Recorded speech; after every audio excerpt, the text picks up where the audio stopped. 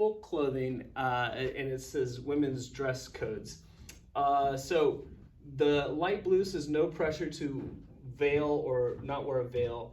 And then the lighter green says modesty by custom. So here in the United States, we're used to being wearing what we want as part of our, freedom of expression. It's written into our Constitution. In these parts of the world, there are very specific gender roles. So there are certain things that women can and cannot do. And one of the things is being modest.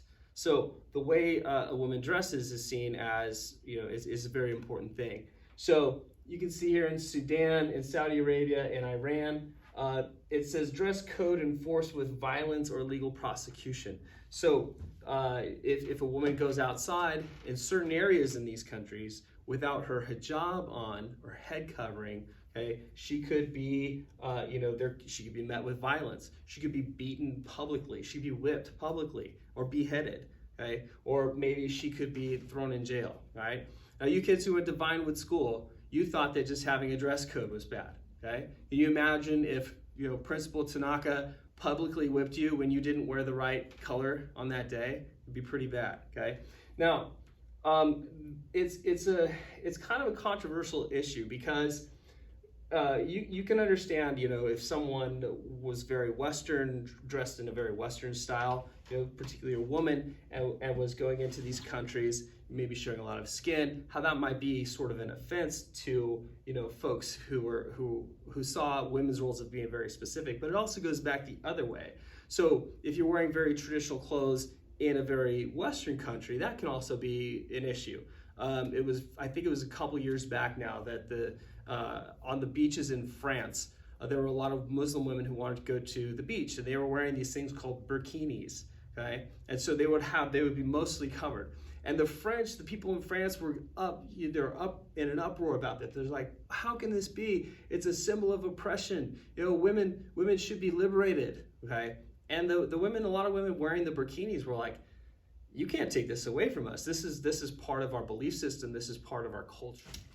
So I told my class there's this fun episode of Anthony Bourdain where he's in Saudi Arabia, and the woman, and he's scared to death going, and he gets there and he finds out it's a wonderful place. But his host, she's wearing traditional, black clothing. Her face is not covered, but she's got the hijab and she's wearing all black. And Tony goes, about day 3, he goes, I would like to get some traditional clothing. And so he goes, she takes him to the shop, and the men get all white. And he goes, this is great. It's cool. The sun doesn't hurt. He goes, I like this. And then he goes, hey, how come I get to wear white and you have to wear black? And then they go over to the woman and she's like this, and she goes, Tony, I can see everything because the sun is behind you. And he goes, oh. And she goes, that's why women wear black.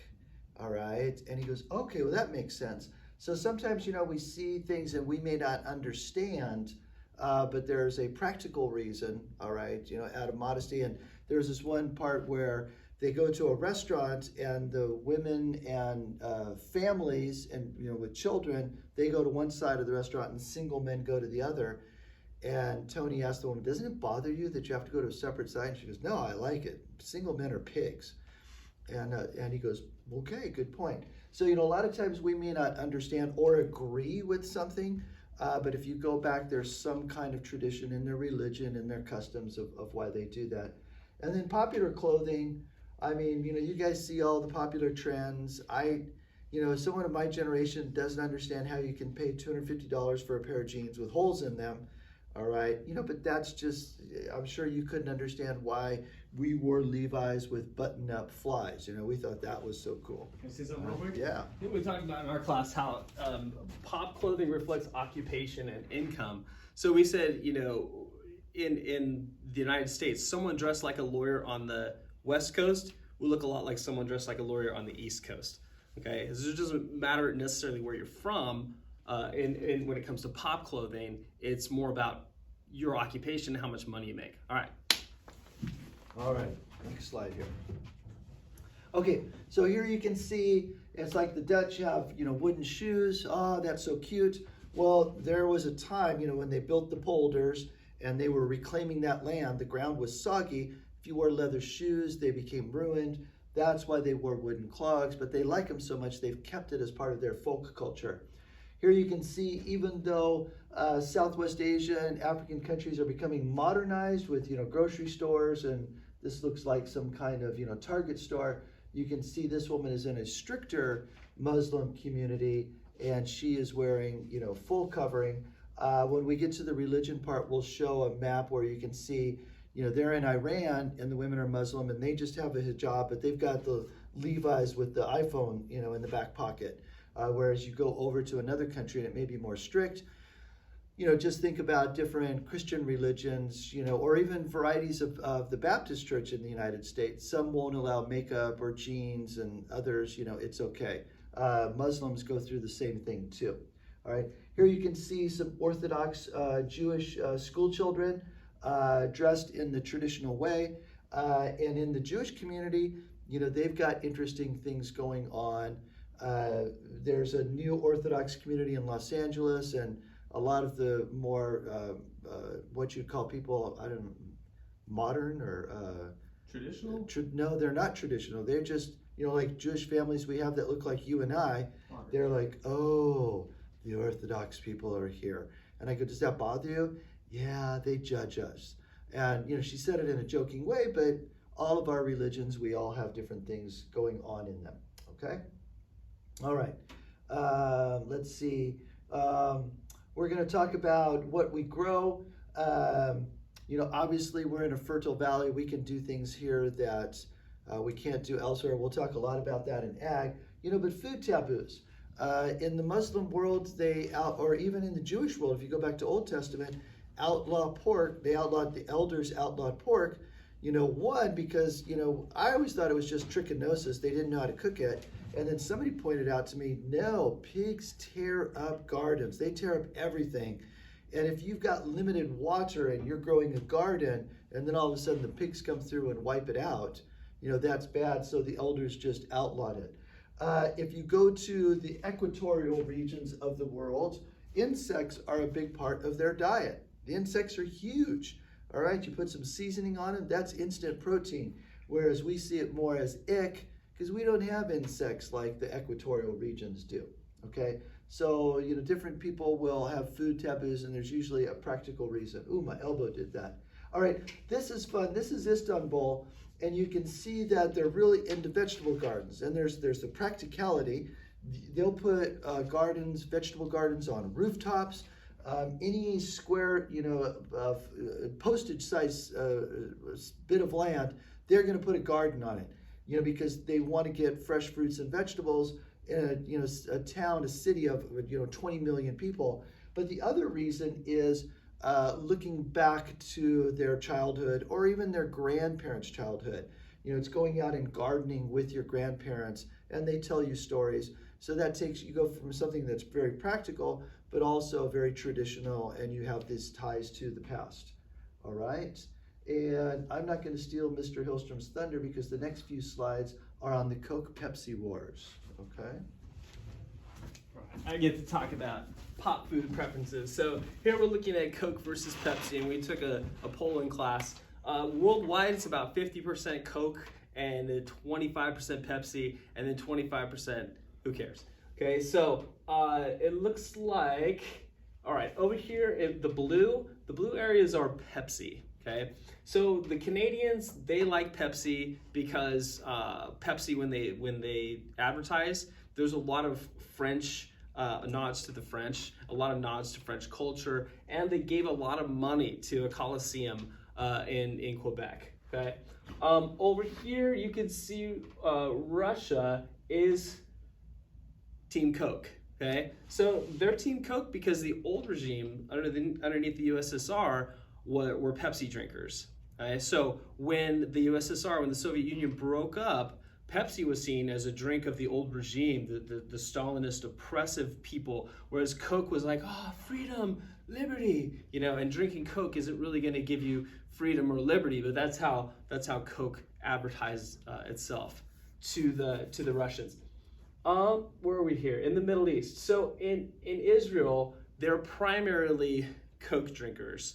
And so what that meant for the Muslim countries around around Israel is that they voted the other way. They want Pepsi. Okay, I'm for the underdog. One of my favorite commercials is the kid who goes up to a Coke machine and he buys a can of Coke and he puts it down. And he buys a second can of Coke and he puts it down, and then he stands on it and then he gets a can of Pepsi.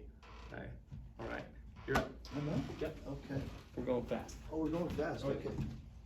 I thought you had McDonald's. No. All right. Okay. So you guys are, into In and Out. Okay. Let's see. McDonald's per 100,000 population. It's interesting. If you're driving across Nevada, McDonald's is about the only thing you can find. All right. And then you get into other parts of the countries. I would appreciate a slide more where it showed, Carl's Jr., In and Out, Burger King, the different ones. But McDonald's is, gosh, it's urban. You see them in the real urban cities. You see McDonald's all over the place, and then you see them in rural, on the freeway stops going across, like I said, Nevada and whatnot. Okay, but we have a lot more variety here on the West Coast, and you guys, I think your number one is In and Out. Okay, all right, and then this is kind of fun because it is a cartogram. All right, but think of it as a blobogram. So not to freak out if you see this on the test. McDonald's has the highest concentrates of restaurants per capita in the Great Lakes region. All right, but what they're showing is the love of McDonald's, and we are the biggest blob, and that's kind of ironic, isn't it? All right, China's blob is going to keep getting bigger because we keep putting McDonald's in there. They like our McDonald's. Okay. Oh, here we get to our regional fast foods, and you guys have the In and Out. What's interesting is if you guys, once you go past the Mississippi, Carl's Jr. becomes Hardee's, so don't freak out. But you're going to start seeing White Castle. They love White Castle. And White Castle are sliders, little square hamburgers that are steamed, and you buy them in like groups of 4. All right. And I just asked, I said, just give me the traditional ones, and they put mustard and little chopped onions on these steamed hamburgers. Like, can I get some ketchup or tomatoes? Nope, we don't do that. All right, hopefully they've opened up a little, but the people back there love them, and you're just like, really? Okay. And I know you guys are gonna think I'm crazy, but I have the same thought in and Out. I'm like, yeah, it's okay. All right, and you guys going, Mr. Wright, what's wrong with you? All right, Krispy Kreme started out in the South. Hey, Dunkin' Donuts in the Northeast, oh my gosh, it's like Starbucks here. The commercials back there, Dunkin', fuels America. Well, that part of America, it does. Okay, all right. And are you up, or am I still going? Still going. You have this one, and then. Okay, all right. So in the teacher, review book, they're talking about folk housing, the environmental influences, and their example is in Scandinavian countries like Sweden, they would build their log cabins out of logs of wood. They had lots of wood, and it's very cold, all right? So that's really good insulation, and it was there. Then you come over to the American Midwest, and those Swedes that have migrated over are now cutting the logs into boards, and they're making, houses like we're, traditional clapboard houses that we see. And the problem, it's like, well, they're Swedes. Why didn't they build them with logs? We have fewer trees, and it's not as cold. Am I doing okay? 1 minute. Okay, 1 minute, perfect. All right, and then the other example is they were talking about the Native Americans would make these portable, tents, teepees, where they would go from hunting ground to hunting ground. And the Mongols in China were doing the same thing at the same time. You could get into conspiracy theories about aliens. All right, but what actually was happening was they looked around, what did they had? They had buffalo here, and in whatever the Mongols were shooting over there with bows and arrows, all right, they would use the skin, some kind of yak or whatnot. Yak yeah, skin. But you see, people are going to adapt to their environment.